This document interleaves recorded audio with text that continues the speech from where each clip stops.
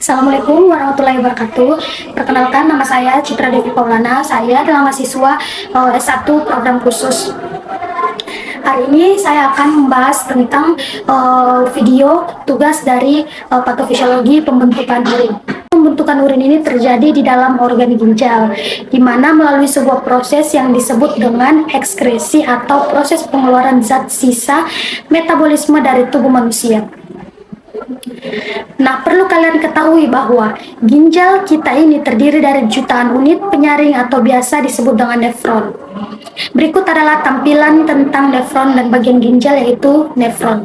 Nah, kita akan mengulas tentang nefron karena nanti akan berperan dalam proses pembentukan urin. Nah, untuk nefron sendiri itu terbagi menjadi dua bagian. Yang pertama itu ada bagian Malpighi, kemudian yang kedua itu adalah bagian saluran-saluran atau tubulus. Sedangkan badan Malpighi ini terdiri dari dua bagian juga, yaitu terdiri dari glomerulus dan kapsul Bowman.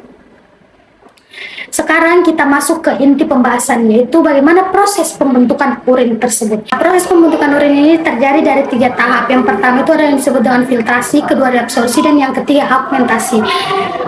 Kita akan mengulas satu persatu tahap tersebut. Nah, yang pertama kita akan bahas tentang filtrasi. Tahap ini disebut juga dengan tahap penyaringan. Dimulai dari darah masuk ke dalam glomerulus, kemudian terjadi penyerapan darah dan hasilnya itu darah dan protein, dan akan diserap kembali dan zat-zat yang dikeluarkan berupa urobilin, di mana urea, glukosa, air, asam amino, dan beberapa ion seperti natrium, kalium, kalsium, dan klor, atau disebut juga dengan urin primer. Di sini kita akan dikeluarkan dan masuk kembali ke tubulus proksimal.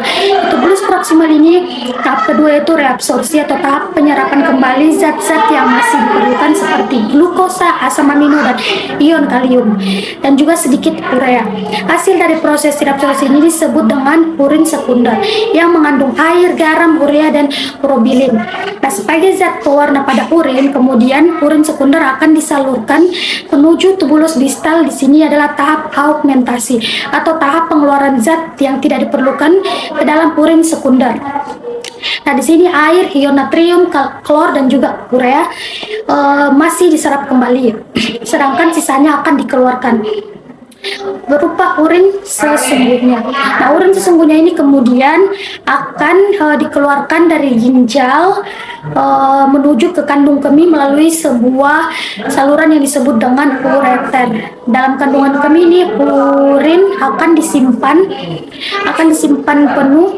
penuh sampai ke sinyal otak, dan otak akan merespon sehingga kita bisa mengeluarkan dalam bentuk pipis atau lincin. Inilah yang disebut dalam proses pembentukan urin.